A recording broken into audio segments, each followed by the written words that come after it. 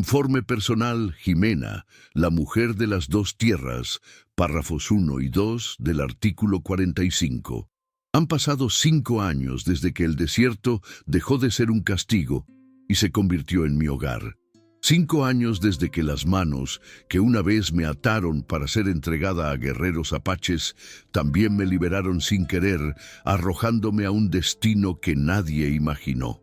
Hoy soy conocida en tierras lejanas como la mujer de las dos tierras, la curandera que habla 2 idiomas, que camina entre 2 mundos antes, conocidos solo a través de la guerra y el miedo. Mi nombre, Jimena Rojas, casi ya no se usa. Para muchos, simplemente soy la que sabe dónde reside el dolor en el cuerpo y dónde puede renacer la esperanza. Pero la paz que planté con Tlacael y nuestra gente ha sido como una flor en el viento, hermosa, frágil, siempre a punto de ser arrancada. Y en los últimos días, el viento ha soplado más fuerte que nunca. Todo comenzó cuando la enfermedad llegó a los pueblos vecinos. Al principio, solo eran rumores de los pueblos mexicanos, fiebres que no bajaban, toses que quitaban el aliento, niños que pasaban días acostados sin despertar. Pronto, el mal cruzó el río y se extendió entre las tiendas, y nadie sabía de dónde venía ni cómo curarlo. Intenté, noche tras noche, preparar infusiones, bañar cuerpos con hierbas, rezar en los 2 idiomas que llevo en el corazón, pero parecía como si algo invisible y cruel se riera de nosotros. Entonces llegaron los soldados, y con ellos los religiosos. No trajeron medicinas, ni pan, ni paz. Trajeron acusaciones, decían que mis rituales eran brujería, que había invocado el mal con mis manos paganas, que la mujer que caminaba entre 2 tierras solo podía ser hija del diablo. Y yo, que una vez fui marcada por la vergüenza de mi propia familia, ahora sentía el fuego de la misma condena reavivarse a mi alrededor. Párrafos 3 y 4 del 45. Con cada día que pasaba, los rumores se hacían más fuertes que la fiebre en los pueblos. La gente acudía a mí, algunos rogando por su sanación, otros mirándome con miedo, como si yo fuera la causa misma de su sufrimiento. Nunca pensé que las mismas manos que habían salvado tantas vidas pudieran ser vistas como una maldición. Tlacael me dijo que no escuchara las voces, que confiara en lo que sabíamos, en lo que habíamos hecho tantas veces. Pero incluso él empezó a sentir un peso en los ojos cuando supo que nuestro hijo menor, Isel, se despertó ardiendo de fiebre, con los labios agrietados, demasiado débil para pedir agua. En ese momento, todo lo demás perdió importancia. El miedo a los soldados, las acusaciones, el recuerdo de haber sido vendido como una desgracia, todo se desvaneció ante la perspectiva de perder a mi hijo. Esa tarde, la tensión se desbordó. Estaba en el centro del pueblo, intentando ayudar a una mujer que apenas respiraba, cuando vi a un grupo de soldados entrar sin permiso, con las botas hundiéndose en el polvo, como si la tierra les perteneciera. A la cabeza, un sacerdote con sotana oscura, el mismo que años atrás predicaba sermones sobre el pecado y el honor, haciendo la vista gorda ante los niños hambrientos del pueblo donde nací. Gritaban que la enfermedad era culpa mía, que había hecho un pacto con espíritus salvajes, que necesitaba ser llevado para ser juzgado y quemado si era necesario. Las mujeres de nuestro pueblo estaban ante mí, los guerreros preparados para defender el pueblo, y Tlacael me sujetó la mano con un apretón doloroso, como diciendo sin palabras, que esta vez nadie me arrancaría con vida. Párrafos 5 y 6 de 45. La noche cayó pesadamente después de ese enfrentamiento. Nadie durmió. Las hogueras ardían con más intensidad, como si intentaran alejar no solo la oscuridad, sino también el presagio de sangre que se cernía sobre nosotros. Tlacael pasó horas reunido con los líderes ancianos buscando la manera de evitar la guerra. Lo vi entrar y salir de la tienda principal con expresión sombría, las venas del cuello marcadas, como cuando contiene la ira para evitar que lo domine. Sabía que la violencia de los soldados no era solo resultado de la ignorancia. Había intenciones ocultas, órdenes de hombres poderosos que jamás aceptarían que una mujer como yo, una renegada de mi propio pueblo, ahora curandera entre los apaches, fuera vista como un puente entre culturas que preferían mantener divididas. Mientras tanto, me senté afuera, con Isel recostado en mi regazo, su cuerpo ardiendo con una fiebre que me hacía sentir impotente. Cada respiración suya era como un hilo frágil que podía romperse en cualquier momento. A mi alrededor, las madres me miraban con ojos angustiados, algunas implorando ayuda para sus hijos, otras simplemente esperando un milagro que no estaba segura de poder ofrecer. Y en lo profundo de mi pecho crecía un terror ancestral, el mismo que sentí cuando me arrancaron de la casa donde nací, la sensación de ser un blanco fácil, marcada para pagar por pecados que nunca cometí. Pero esta vez no estaba dispuesta a dejar que me arrastraran sin luchar. Si querían quemarme, tendrían que traicionar a todo un pueblo al que había aprendido a llamar familia. Párrafos 7 y 8 de 45. Al amanecer siguiente, Tlacael decidió enfrentarse a los soldados antes de que el miedo se convirtiera en masacre. No vestía sus mejores ropas de guerra ni se pintaba la cara como en las batallas antiguas. Iba con el torso desnudo, el collar de plumas de su padre y una lanza en la mano como símbolo de liderazgo, no de amenaza. Lo vi alejarse del pueblo hacia el campamento militar, acompañado de 2 ancianos y un intérprete para asegurar que cada palabra fuera clara. Mi corazón latía con fuerza, como si quisiera desgarrarme las costillas, sabiendo que una palabra mal pronunciada, un gesto mal interpretado, podría significar el fin de todos nosotros. Los soldados eran hombres entrenados para matar, no para escuchar, y los sacerdotes que los dirigían tenían la clase de fe que no deja espacio para el diálogo. Mientras esperábamos, el viento traía ecos de voces lejanas, pero no pude distinguir nada. Me arrodillé junto al fuego, preparando más hierbas para intentar bajar la fiebre de Isel. Cada vez que gemía, sentía que una parte de mí se rompía, pero no podía dejar que el dolor me paralizara. Las mujeres del pueblo se acercaron a mí, preguntándome si Tlacael regresaría con vida, si los soldados aceptarían la tregua, si la guerra era inevitable. No tenía respuestas. Solo podía tomar sus manos y rezar al cielo, a todos ellos, los de mi infancia y los que aprendí del pueblo apache, para que protegiera a quienes intentaban salvarnos. El silencio que se hizo después, denso, parecía un presagio de algo grandioso, bueno o malo, a punto de suceder. Párrafos 9 y 10 del 45. Cuando Tlacael regresó, el sol ya estaba alto, quemándole la piel como un hierro al rojo vivo. Caminaba con paso firme, pero sus ojos reflejaban la furia de quien tuvo que tragarse las palabras para evitar un derramamiento de sangre. Reunió a la gente en el claro central y les contó lo que se había dicho. Los soldados no aceptarían nuestra presencia sin más, y mucho menos la mía. La condición para evitar un ataque inmediato era que me llevaran a su campamento al anochecer para ser interrogado por un sacerdote y un oficial. Querían que jurara ante Dios que no era una bruja, que renunciara a los rituales aprendidos, que pidiera perdón por engañar a inocentes con brujería. Era eso, o irrumpirían, quemarían tiendas, destruirían todo lo que habíamos construido. Por dentro, un terror gélido me agarró, el mismo que sentí años atrás, cuando me entregaron a guerreros que creía que me matarían. Pero a diferencia de entonces, ahora tenía algo que perder, mucho más que mi propia vida. Tenía hijos, un pueblo que me acogió cuando nadie más lo hizo, una familia construida con decisiones, no con sangre. Sabía que si me iba solo, sin protección, quizá nunca me dejarían regresar. Pero si me negaba, la guerra nos perseguiría antes del atardecer.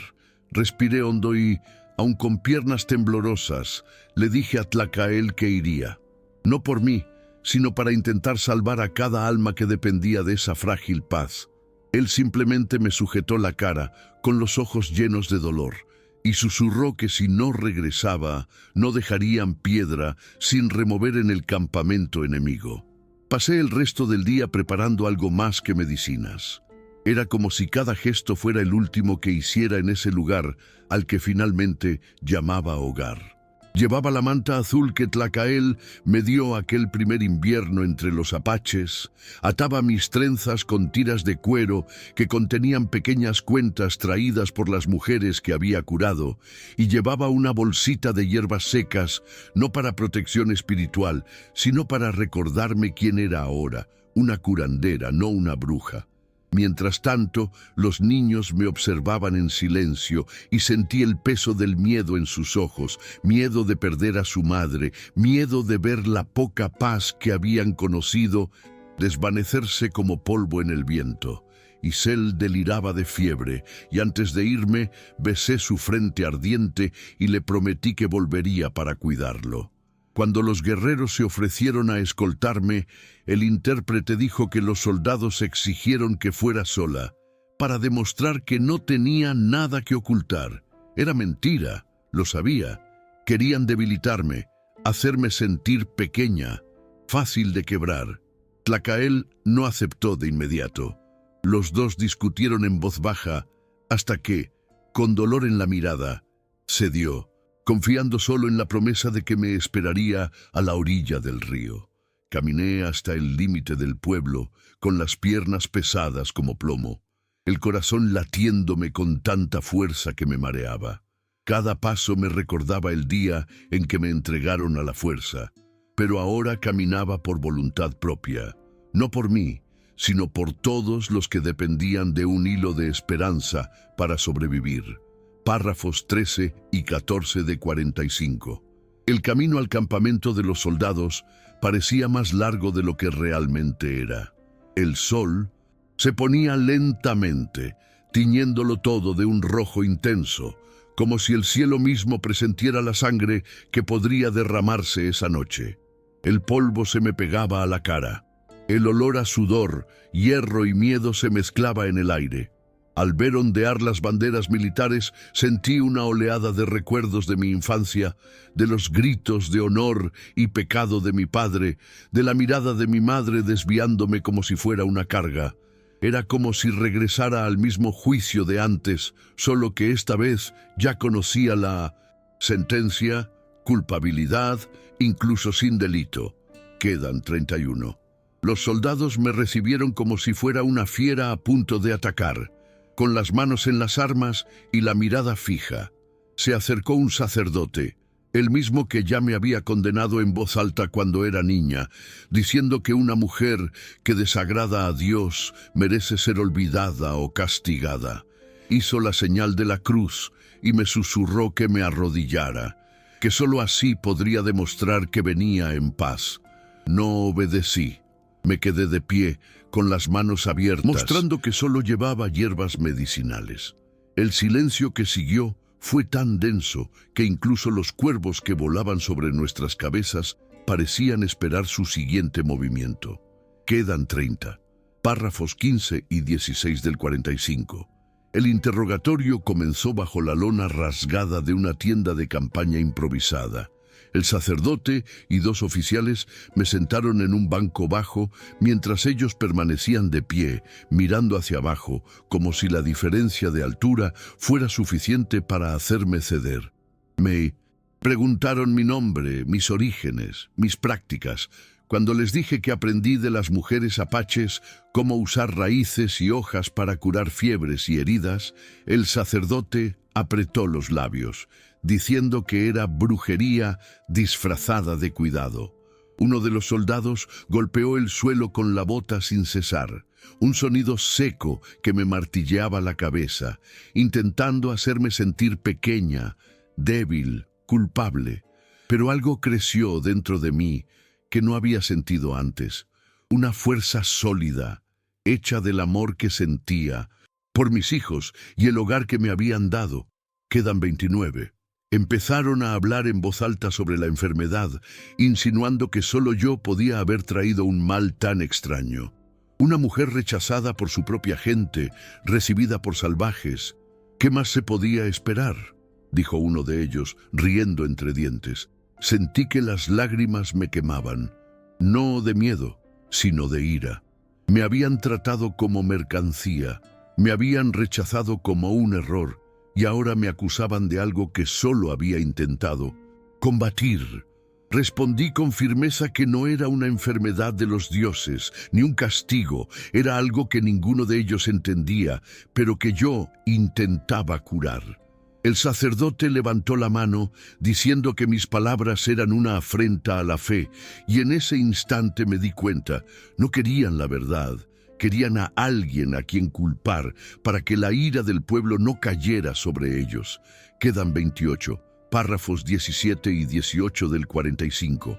Cuando el sacerdote pronunció la palabra brujería con tantas palabras, sentí que el aire en la tienda se volvía más pesado, como si la acusación tuviera un peso físico. Uno de los soldados golpeó la empuñadura de su espada, un gesto rápido, dejando claro que la decisión sobre mi vida podía tomarse en ese mismo instante. Dijeron que si no renunciaba públicamente a mis ritos paganos y declaraba que los apaches eran culpables de propagar la plaga, me llevarían a la ciudad al amanecer, me juzgarían en una plaza pública y probablemente me quemarían vivo para purificar mis pecados.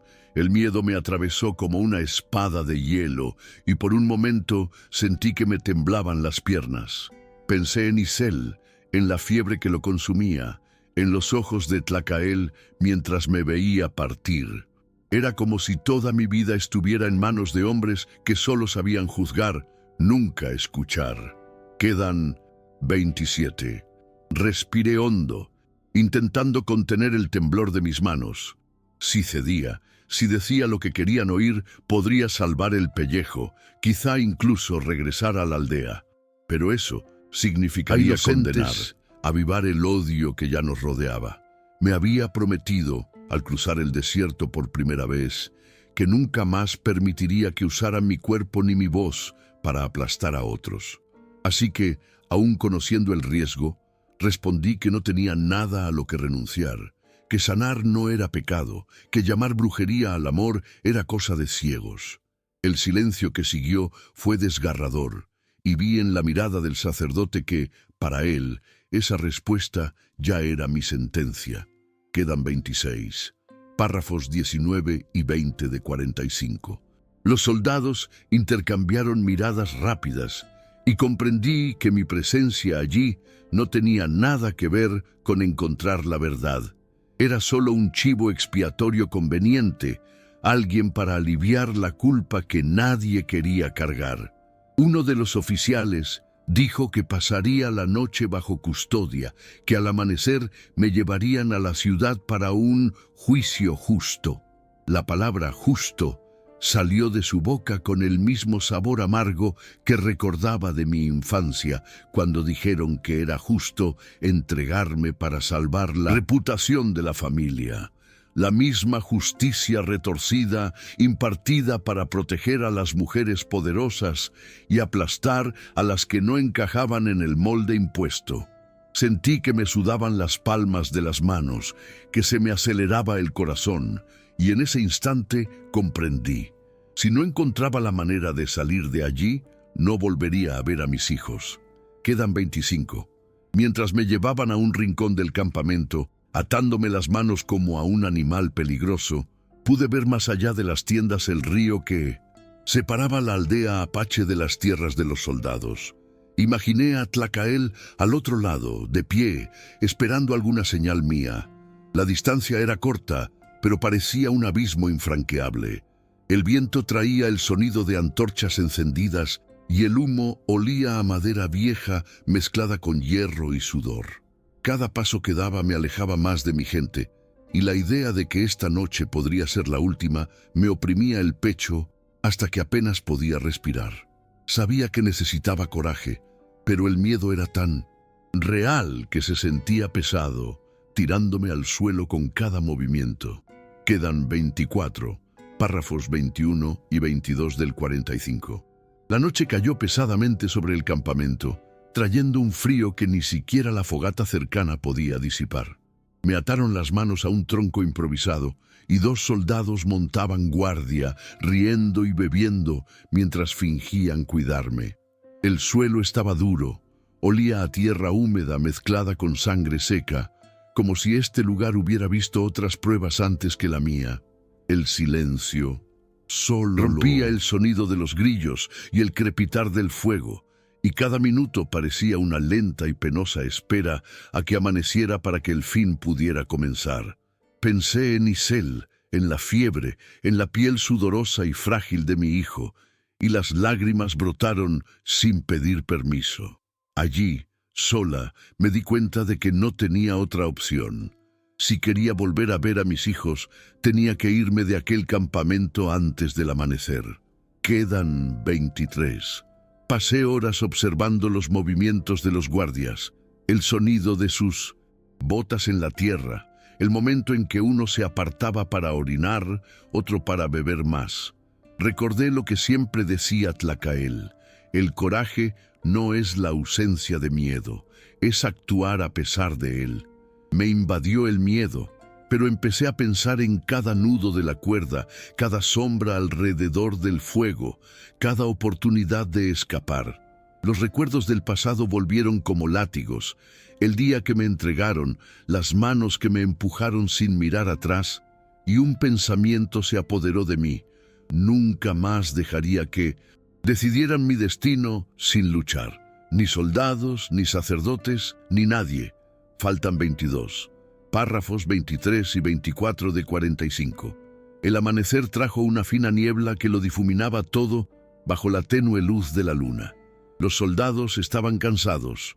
Uno ya roncaba apoyado en un barril, mientras el otro afilaba distraídamente la punta de una bayoneta. Aproveché el momento en que perdieron la atención para deslizar mis muñecas contra el borde áspero del tronco, intentando aflojar las cuerdas. Mi piel ardía y se abría pequeños cortes, pero no me detuve. Cada fibra que cedía era un hilo de esperanza. Mi corazón latía con tanta fuerza que parecía delatar mi intento, y el miedo a ser atrapado me dejaba sin aliento. Pero pensé en los ojos febriles de Isel y continué hasta que sentí que la cuerda cedía, aún atada, pero lo suficientemente débil como para intentar escapar por la primera abertura. 21 para el final. Cuando llegó la oportunidad, fue como un soplo de aire fresco. Uno de los guardias se apartó a orinar detrás de un arbusto, y el otro le dio la espalda para reavivar el fuego. Con un tirón doloroso, liberé mis manos y me puse de pie en silencio. Cada paso parecía un trueno, pero la noche me cubría como un manto, y logré llegar al límite del campamento. El río brillaba bajo la luna, distante pero no inalcanzable. Respiré hondo, listo para correr, cuando oí un grito a mis espaldas. Uno de los soldados se había dado cuenta.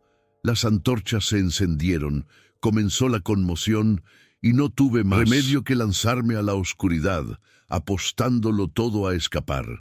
Quedan 20. Párrafos 25 y 26 del 45.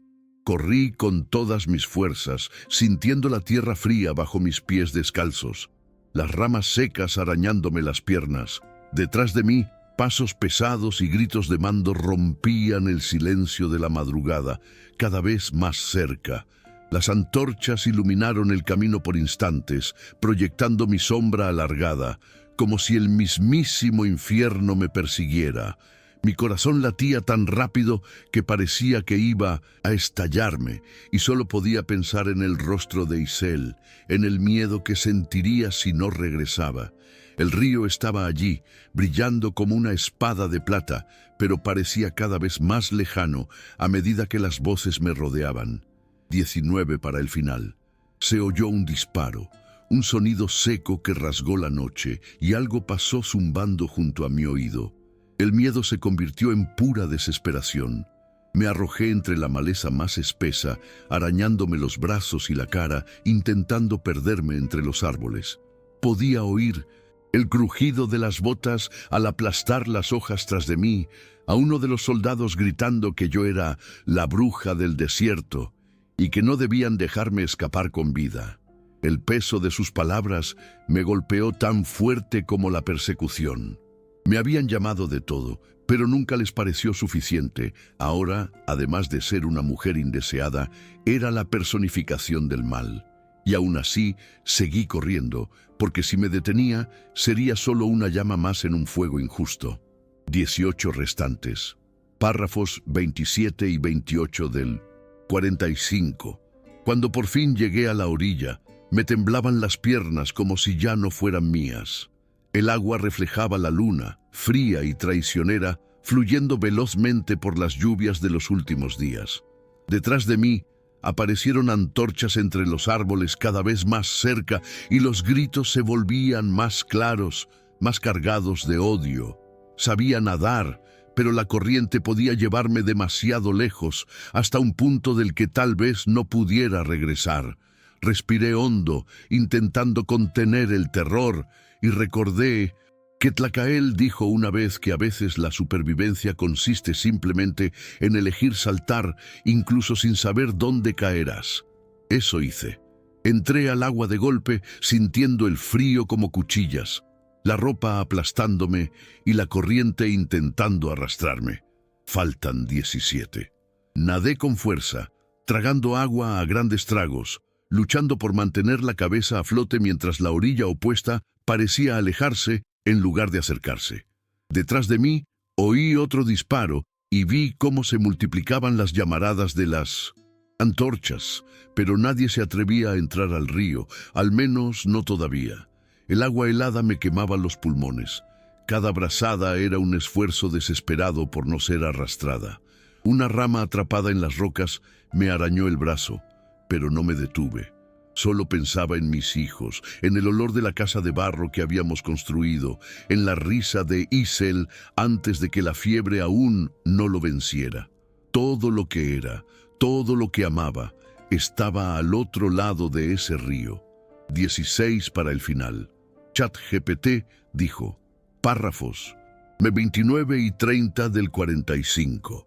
Cuando mis manos finalmente tocaron el lodo de la otra orilla, sentí que ya no tenía fuerzas para mantenerme en pie. Salí del agua a rastras, tosiendo, escupiendo la corriente gélida que parecía que me había quemado por dentro. Mis piernas no respondían, mis brazos temblaban sin control.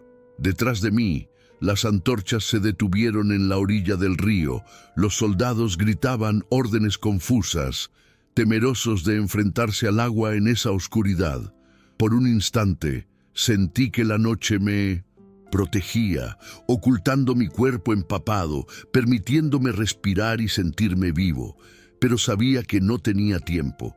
Podían cruzar a caballo al amanecer y yo necesitaba llegar al pueblo antes. 15 para el final. Cruzar el bosque en esas condiciones era un tormento. Cada rama parecía agarrarme, cada piedra lastimaba mis pies descalzos, pero la imagen de Isel, enferma, me impulsaba hacia adelante, como si fuera la única llama que ardía en la oscuridad. El silencio de la noche era ahora un aliado, roto solo por el sonido de los grillos y mi respiración agitada. A veces sentía que alguien me observaba, quizá espíritus del bosque, quizá solo el miedo jugándome una mala pasada, pero seguí adelante, guiada por el recuerdo del camino, por la fe en que Tlacael estaría despierto, esperando una señal mía. Cada paso era doloroso, pero también una promesa. No dejaría que me arrebataran, otra vez, todo lo que había construido con mis propias manos. 14 para el final. Al ver las primeras hogueras de la aldea, se me hizo un nudo en la garganta, una mezcla de alivio y desesperación. Mi cuerpo ya no me obedecía como era debido. Cada músculo me palpitaba, pero aún así corrí los últimos metros como si algo me empujara. Dos jóvenes guerreros que hacían guardia me reconocieron en la oscuridad y se acercaron a mí con los ojos abiertos al ver mi estado. Tenía la ropa empapada, las muñecas heridas por las cuerdas, la cara marcada por ramas y barro. Antes de que pudiera explicarlo, apareció Tlacael, con el pelo suelto y una expresión de miedo que nunca antes había visto. Cuando me abrazó, sentí como si fuera la primera vez en toda la noche que respiraba de verdad. Pero el peligro aún no había pasado, y sabía que tenía que hablar antes de que fuera demasiado tarde. 13 para el final. Entre sollozos y con la voz entrecortada, relaté rápidamente lo sucedido. Las acusaciones, el arresto, la fuga, el río. Tlacael me escuchaba en silencio, apretándome las manos con fuerza, como si intentara sujetarme para que no me hundiera del todo. Cuando mencioné que los soldados me llevaban a un juicio, apretó la mandíbula y un brillo peligroso apareció en sus ojos.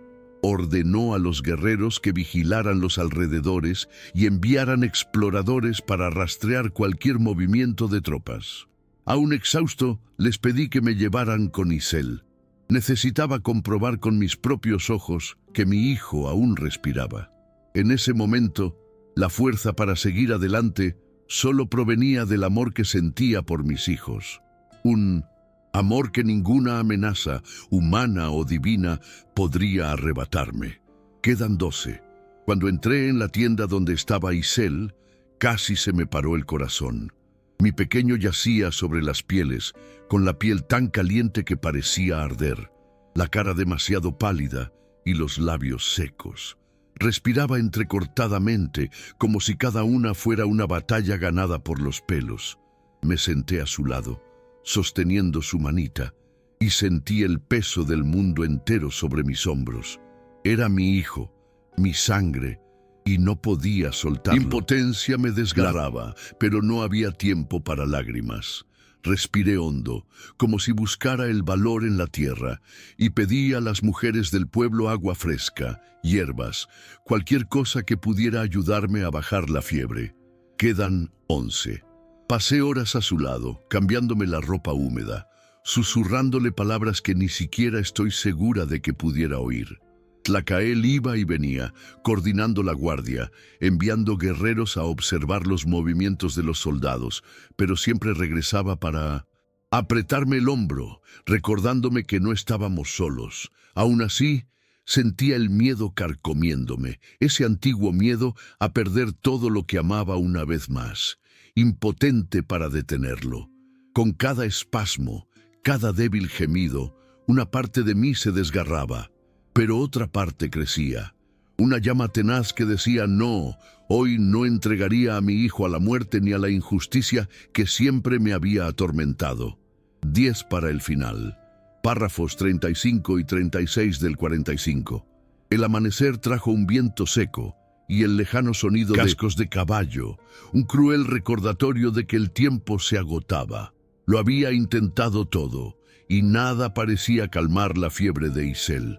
Fue entonces cuando recordé una medicina que había aprendido de un viejo curandero apache, un poderoso brebaje usado solo en situaciones de vida o muerte, hecho con raíces raras y un tipo de miel silvestre. Corrí a la tienda de hierbas, con manos temblorosas seleccionando los ingredientes mientras murmuraba oraciones que fusionaban mi fe infantil con los cánticos que había aprendido de ese pueblo. Era arriesgado, pero si había un atisbo de esperanza para mi hijo, lo aprovecharía, aunque me costara todo. Faltan 9. Cuando regresé a la tienda, Tlacael me miró con silenciosa preocupación, pero no intentó detenerme. Sabía que era mi decisión como madre a su hijo. Preparé la mezcla, machacando raíces, diluyendo el polvo en miel y añadiendo gotas de agua tibia. El intenso aroma, mitad amargo, mitad dulce, llenó el aire. Me arrodillé junto a Isel, animándolo a ser fuerte, a luchar un poco más. Con cuidado, le di pequeñas dosis, humedeciéndole los labios y masajeándole la garganta para que tragara. Luego me quedé allí, abrazándolo contra mi pecho, escuchando los débiles latidos de su corazón, prometiéndome que si sobrevivía, nadie volvería a arrebatarnos la vida que elegimos construir juntos. Quedan 8. Párrafos 37 y 38 del 45. Las siguientes horas fueron un tormento. Sentía el cuerpo de Isel hirviendo en mis brazos, el sudor empapando su ropa, su respiración aún superficial, pero cada vez menos irregular. Cada pequeña señal de mejoría se sentía como un milagro arrebatado a la muerte. Le toqué la frente y por primera vez en días la fiebre no pareció empeorar. Un tímido alivio me recorrió el pecho, pero no podía permitirme descansar. Afuera, el sonido de los cascos se hacía más claro, acompañado de voces ásperas y metálicas, hombres que no venían a salvar vidas, sino a decidir quién debía ser sacrificado para calmar los miedos de los demás. Sabía que venían por mí. Quedan 7. Uno de los guerreros se abalanzó, advirtiendo que los soldados estaban a unas pocas leguas de distancia y marchaban en formación, con banderas y cruces alzadas, como si se dirigieran al juicio divino. Tlacael apretó el puño. Sus ojos reflejaban ira y preocupación. Miré a mi hijo, aún frágil pero luchando, y comprendí que ya no había espacio para correr. Si intentaba huir de nuevo, destruirían todo a su paso. La única opción era afrontarlo de frente, incluso si eso significaba arriesgar mi propia vida. Respiré hondo, secándome la cara con la manga, intentando aparentar más determinación de la que realmente tenía. Faltan 6. Párrafos 39 y 40 del 45. Miré a Tlacael y sin necesidad de decir mucho, comprendió lo que me pasaba por la cabeza. No podía permitir que la furia de aquellos hombres cayera sobre los niños, las mujeres, sobre un pueblo que ya había sufrido tanto por el simple hecho de existir. Le dije, con la voz entrecortada, que si era necesario me entregaría, siempre y cuando garantizaran que el pueblo no sería tocado. Tlacael me sujetó la cara con firmeza, con una mezcla de amor e indignación en sus ojos, y dijo que jamás permitiría que me llevaran vivo a la hoguera. La tensión entre nosotros era un nudo apretado. Yo queriendo proteger a todos, él intentando salvarme incluso contra mi voluntad. Quedan 5. Decidimos actuar antes de que llegaran. Tlacael reunió a los líderes de la aldea y juntos idearon un plan para recibir a los soldados con firmeza, pero sin derramamiento de sangre. Apostarían guerreros en puntos estratégicos, preparados para reaccionar si alguien intentaba atacarme, mientras yo me plantaría ante ellos para explicarles la verdad, para demostrarles que no había brujería, solo una mujer que intentaba sanar vidas con el conocimiento que el desierto me había enseñado. En el fondo, sabía que las palabras podrían no ser suficientes para hombres cegados por el miedo y la fe distorsionada que portaban, pero era la única oportunidad de evitar una tragedia mayor. Quedan 4. Párrafos 41 y 42 del 45. El sonido de cascos resonó como un trueno cuando los soldados finalmente aparecieron en el horizonte, avanzando en línea, con sus lanzas brillando bajo el sol de la tarde. Toda la aldea estaba en silencio. Solo el viento agitaba las plumas y los estandartes prendidos en las tiendas. Me quedé de pie junto a Tlacael, con las piernas pesadas como piedras, pero sin delatar el miedo que me corroía.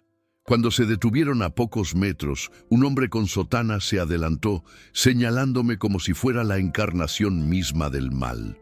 Dijo, con voz acalorada, que yo había traído la plaga con mis rituales y que la única manera de purificar estas tierras era someterme al juicio divino.